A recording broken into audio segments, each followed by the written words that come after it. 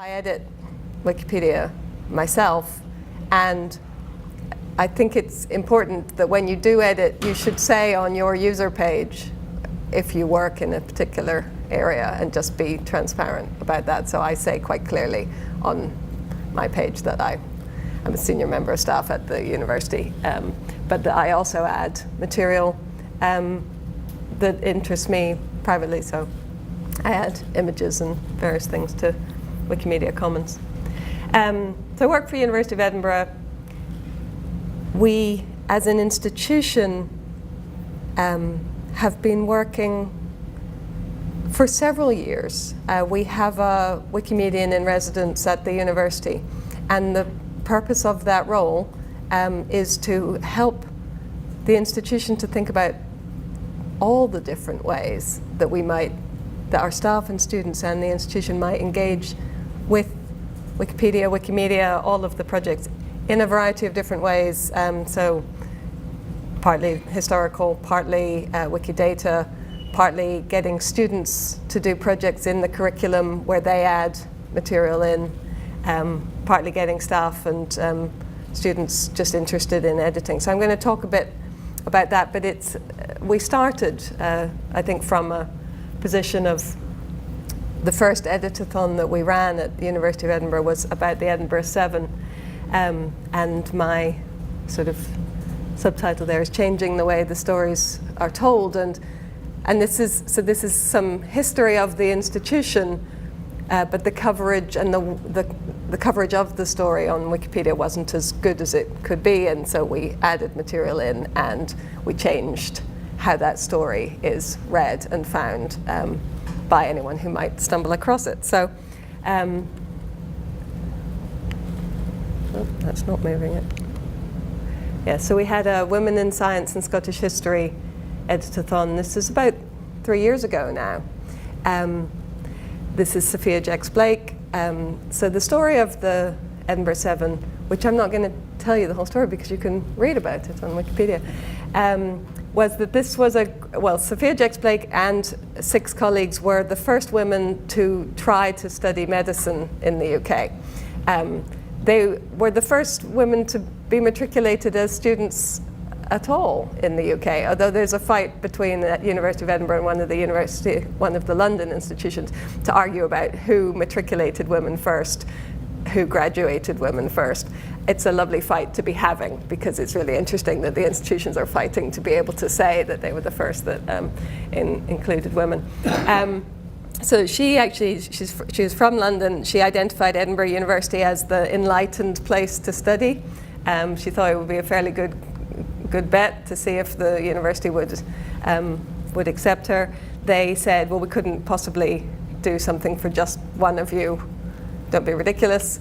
So she put an advert in the newspaper. She got 6 other people responded, and they got a cohort of 7, and they set about trying to get a medical education. Actually, none of the original 7 actually managed to graduate in medicine at that time. They went and did other things, but they all had long histories and various impact, but you can read about them. But part of the reason for doing this was partly about the institution, partly about women in education, partly about women in science. So it's partly about an interest in having visible role models for the thousands of young women who study at University of Edinburgh now. So we have enormous numbers of women who study with us, and to celebrate those role models within the university was something that the university was very interested in.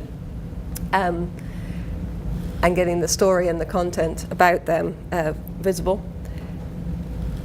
Partly, it was an attempt to recruit new editors to Wikipedia, particularly female editors. So less than 15% of the people who edit Wikipedia are women. And that leads to skewed coverage of content. And if it's not to say that women will only edit topics about women, but if you can get more women editing, they are more likely to spot the skewed content or add material in, or just be editing generally. So we wanted to do something that was engaging and fun related to the university, so we went for this women's science and Scottish history. And that was, we managed to recruit students and staff from medicine, various science departments, and the Scottish history department, so that was enough people in the room. And also, so the students and staff, and in order to make the case for continuing to invest in activities like this, I was underpinning this case with a pitch about developing digital skills for staff and students, and workplace learning, and how you get colleagues to come along to sessions where they develop their IT skills and their digital skills. And there's going to IT training has a very bad rep generally, and this I thought was a cunning plan to see if I could get people in the room learning about how Wikipedia works, how information gets there, who puts it there, how it stays there, how it's contested online, but also all those questions that you've just asked about the images and the licensing and the content and the copyright and all of those things. So I felt that there was something quite interesting that we could be doing for staff and students around digital skills in context. The Edinburgh Seven article is now, as a result, much better than it was. In fact, the names of the 7 were not entirely clear as to who all 7 of those were, but it's better now. The players in the story include Surgeons' Hall in Edinburgh, because one of the things that happened in the story, when the women came to sit their first anatomy exam at the end of their first year, there was a riot, either started by them or to stop them. It's sort of unclear, but there's some newspaper coverage of it. But it was the Surgeons' Hall riot, and basically the public, riled up by some of the male members of the college, protested that the women shouldn't be allowed to sit this exam. And there was a riot outside the building. But the Wikipedia page that belonged to Surgeons' Hall, that has a section about history and mentions various, Burke and Hare and various other people, didn't have any mention of the Surgeons' Hall riot and the Edinburgh Seven. So one of the things we did was put that in.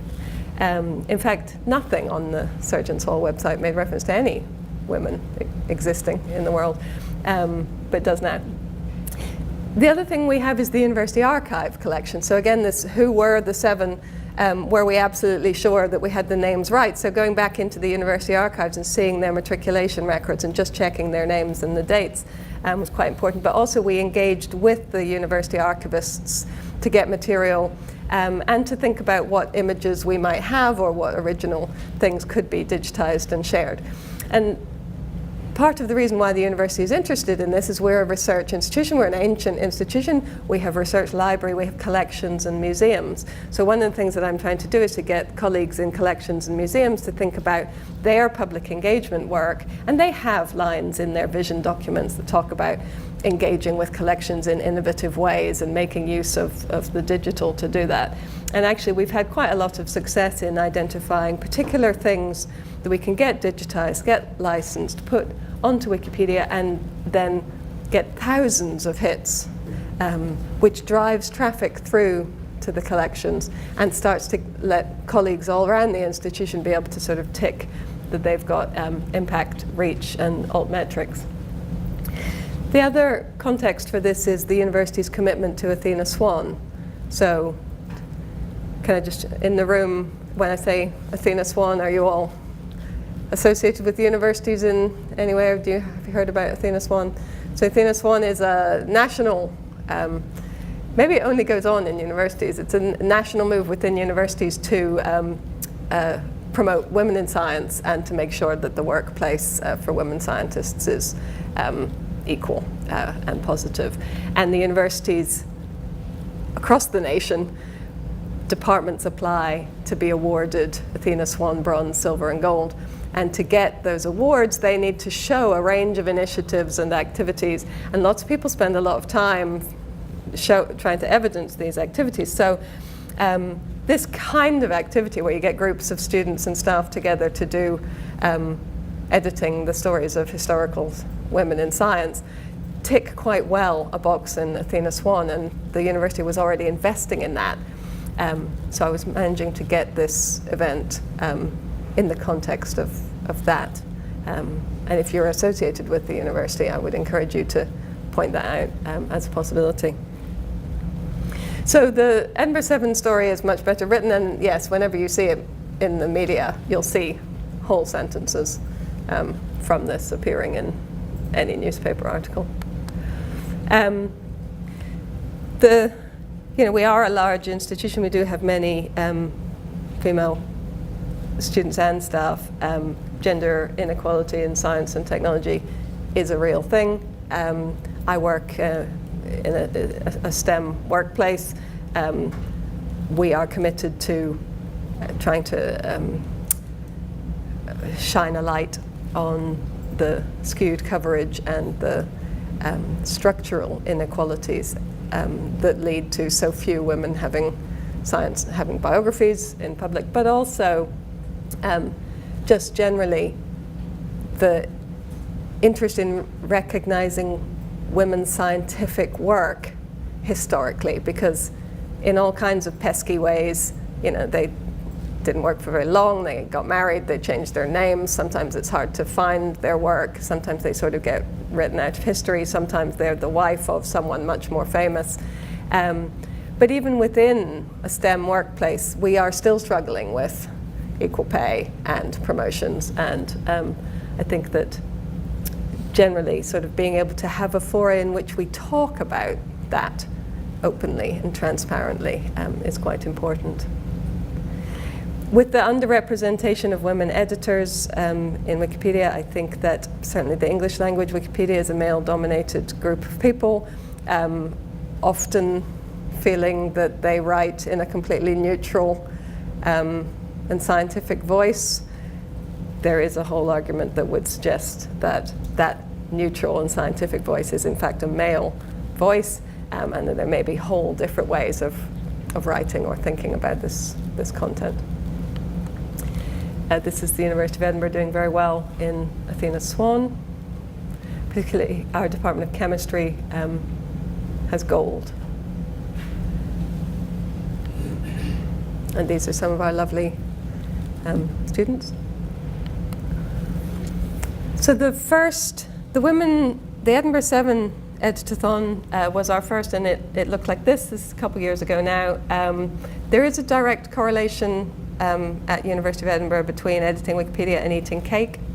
That's also very important for getting librarians in the room.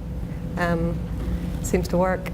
I didn't actually ask them to make cakes. It sort of spontaneously started to happen, cakes and cookies.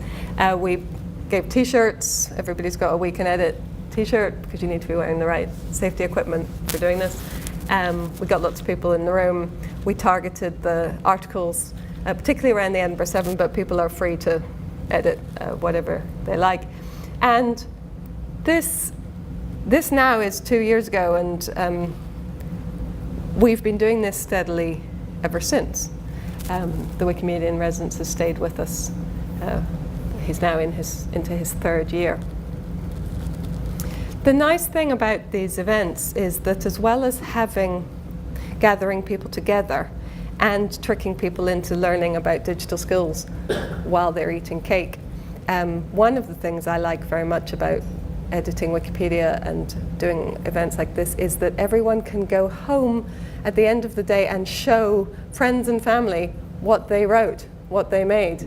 It's got a very good my art is up on the wall at the end of the day aspect to it, which you don't get from a lot of staff development workshops or IT training. Everybody creates their user page, and it's really interesting to see, for people to see then how the work that they've done gets edited and changed and contributed to. We often do call outs to try to find images that could be used to illustrate the page. So for instance, I just did, because as I said, I like to do people who've just died. Prunella Briance, who was the founder of the National Childbirth Trust, died recently. It's some really good obituaries for her, but no picture, because obviously the pictures that were being used in the newspaper were copyright. So I tweeted to the Wellcome Trust, who have the NCT archive, and said, do you have any pictures that we could release? Because I knew that they have the archive, and so we managed to find one of her and add it in. So it's quite nice that you can just sort of be improving the content as it goes on. People often contact me, the families of the people who I've written biographies about will sometimes contact me and thank me for, or suggest changes. And it is better that they ask me to make the change, and then I can paraphrase it, although they could make the change themselves, I suppose. But also, what I find really interesting is the activity of the little robots that come around and tidy up your content. They didn't used to do that, but it's really, really nice. There's all these little robots that Andy will know much more about how they actually work, but there's lots of little robots who go around and just tidy up your the full stop being inside or outside of the quotation marks and putting in spaces and all of those nice things, which make it a very pleasant thing to do. In terms of writing encyclopedia articles, I think we also talked with the staff and students about what kind of content, and that it isn't original research. And the archivists kind of wanted to write original research from the archive, and we had to talk a lot about primary, secondary, and tertiary sources. And that's actually, certainly with the students, that's basic information literacy stuff that the librarians would be doing in a workshop anyway. So it was very interesting to be having those discussions about the writing and what was appropriate for this kind of article. So since the Edinburgh Seven, which was 2 years ago, we've been doing editathons fairly steadily on lots of different themes. We've done art, literature, we did Spy Week, we've done Scottish history, we've done, for Halloween, various themed events.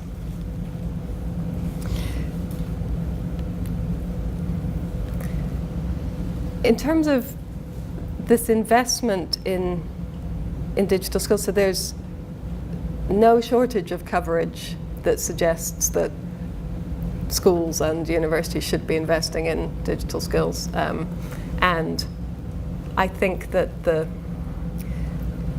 an understanding of how information, particularly research information in your subject, how information gets onto Wikipedia, who put it there, how long it stays there, who edits it, who deletes it, how the community behind the scenes works, whether it's fake news, whether it's real news, whether it's fact, how it's contested on the discussion pages.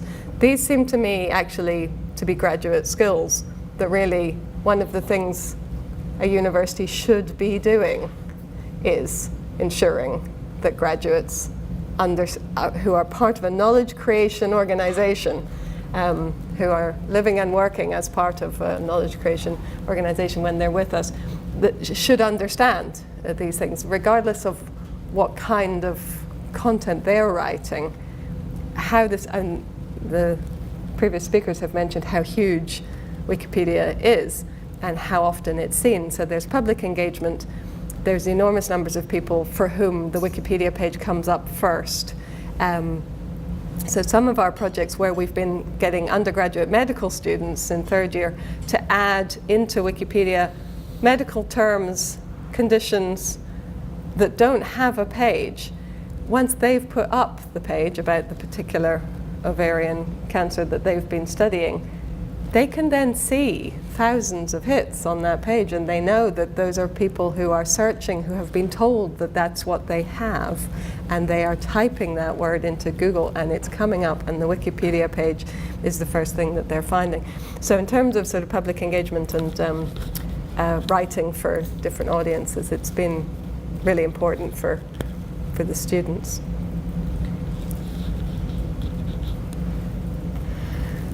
So we have been quite successful in that we have hundreds of new Wikipedia accounts. We've had hundreds of staff and students involved in this. This is a point of pride for the university. So sometimes people say, so our Wikimedia in Residence is a paid role. I have to make the case against the budget line for him, but the results and the impact is quite clear to see. That's another nice thing about Wikipedia, is that it's actually very easy to get the data out of. So how many new accounts have created, how many pages have been updated, how many hits those pages have had. It's very reportable. So I would encourage anybody who's in a position for making a case to pay a Wikimedian in residence.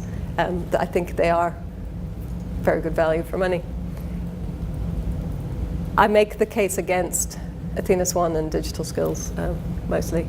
I pay other web editors and IT trainers and librarians in my organization, and the Wikimedian sits amongst those. We've been getting better in the last couple of years at actually putting Wikipedia assignments into the curriculum. So we have reproductive biology honors, world Christianity, translation studies, and that's academics who teach in those courses identifying writing tasks or group tasks that students can do for credit in the context of Wikipedia. And in that way, this Wikipedia has become, in my landscape, one of the learning technologies that we're using in the university, one of the platforms that we use. So actually it's kind of infrastructure. It's a place in which staff and students can develop digital skills and do curriculum-related activities. We also have various different, so as a university we have a number of MOOCs, and we have activities within the MOOCs where the students have a look at the content. Has that been like pushing on an open door, or have you met any resistance? It's been, I think it's not easy. The reproductive biology, what they do is the students choose a medical term and they write an article, and they have to do a certain number of words and get it to a certain standard, and they publish it and watch it. And they put all the references in. So it's that one's high impact but fairly simple to understand. World Christianity, this is a group of people who, now I'm not an expert in world Christianity, but my understanding is that the coverage of Christianity in the different cultures and countries and in the different language Wikipedias, there's a lot to be written. So the students see the work that they're doing as contributing to the original understanding of the topic. Translation studies, what they do is they choose an article in one language that exists in one language in Wikipedia, and they translate into another language in Wikipedia, not necessarily from English to another language. And the academics have to be okay with the word count and the tracking and understanding how you can see who did what. But yeah, because the academics are also under some pressure to include digital skills in their teaching, this is actually all packaged up to be the kind of project that you can do. But being a university, we like to research stuff. And actually what I wanted to research when we were doing this to make the case is not so much about the content of Wikipedia or the amount of data or whatever that we're putting in, but actually what was going on in the room in terms of professional learning and adult learning. So for the university, this kind of activity is hitting lots of different strategic areas. And learning at work is something that I was particularly interested in. So we started to do some research with the Open University. Professor Alison Littlejohn at the Open University came along and researched one of our editathons to see what was happening in the room and to see the electronic interactions between the people in the room and the way that content was being co-created and who was contributing and how much. And this was of particular interest to the university. This really helped in making the curricular activities, is to actually find out what people who edit together are actually doing. and obviously trying to engage with a deep approach to learning. So the kind of things you would see in a learning activity that had was about deep learning, you would want students to be actively seeking to understand the material and the subject, interacting vigorously with the content, making use of evidence, inquiry, and evaluation, taking a broad view and relating ideas to each other. They would be motivated by interest. They would relate new ideas to previous knowledge. They would relate concepts to everyday experience. So these kinds of things are around this kind of list is around the university as an example of a good quality learning experience. We wanted to see whether the editathons had any of those. And actually, the feedback from participants in the editathon was very positive, and a lot of the language that they were using to describe it could be easily mapped against the kind of things you would be seeing if you were researching deep and surface learning. Lovely to be able to, they all were indicating that they will revisit this work over and over again, that it was good fun, that it was a shared delight in learning new things.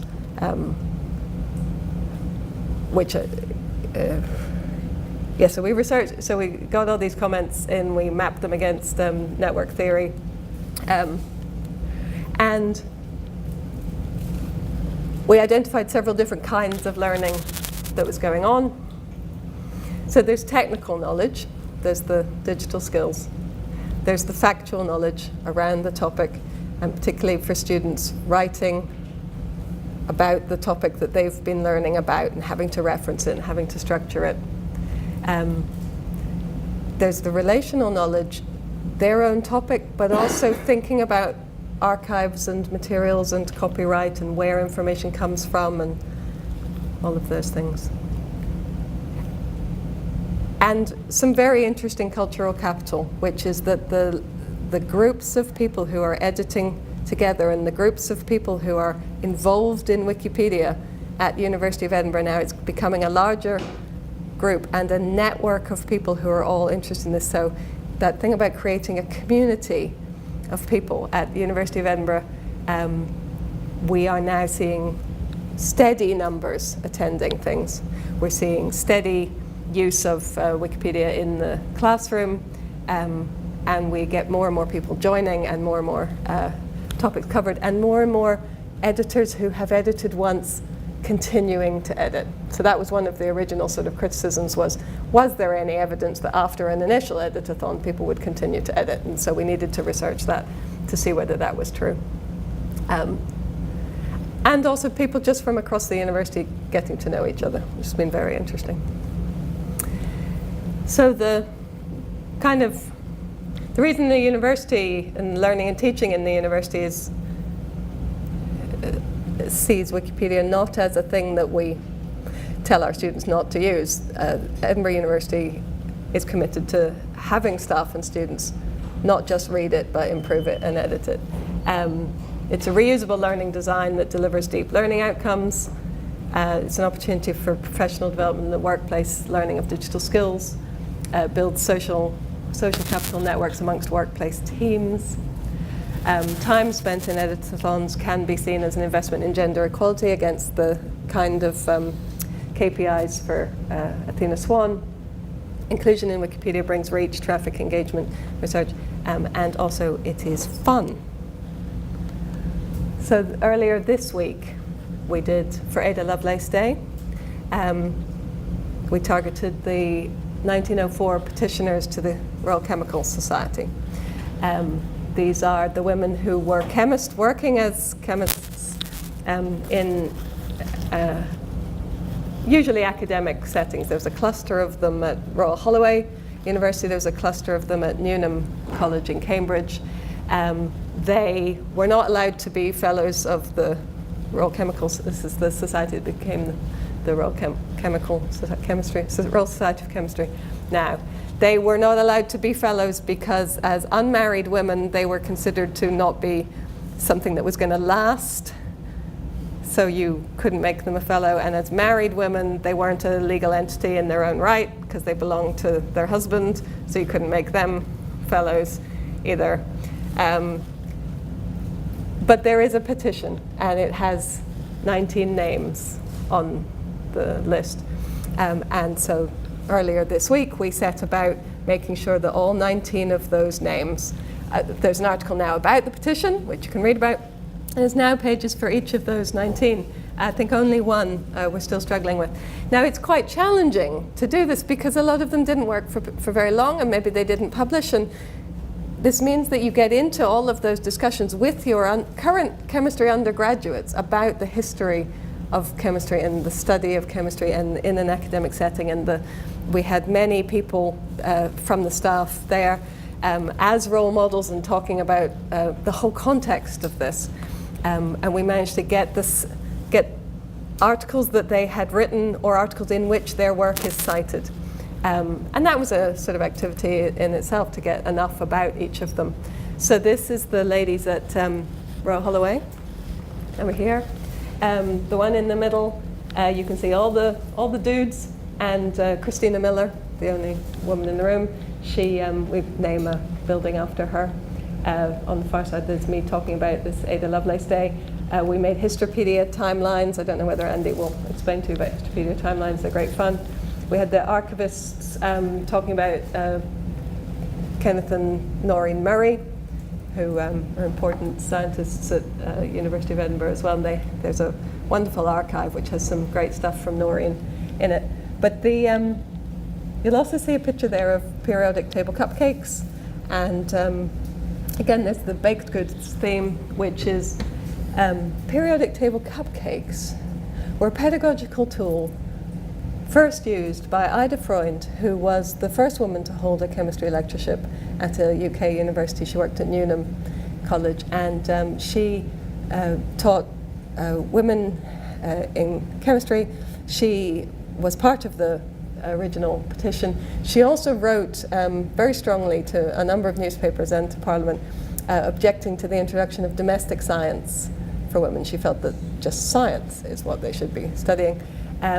But one of the things that she did to make her lessons engaging and to encourage the young women who were studying with her is that she baked all these little cakes and had them ice them into the periodic table and then organized them into the groupings. And of course, in 1904, the groups were still contested and changing, and there's contemporary accounts of her doing this activity with her students. And so we did periodic table cupcakes in memory of she who invented them. So if you ever see periodic table cupcakes, and apparently they're a thing, people do them at bake sales and schools and Paris. If you ever see any, I would like you to join my personal campaign to connect the periodic table cupcake phenomenon with the original inventor, who's Ida Freund, who was one of the original 1904 petitioners to the Royal Society. So thank you very much. If you're going to edit Wikipedia, the one thing I would say is enjoy it, because it's actually addictive and fun, and it's serious at some levels, but also really engaging, and you learn loads. Thank you very much.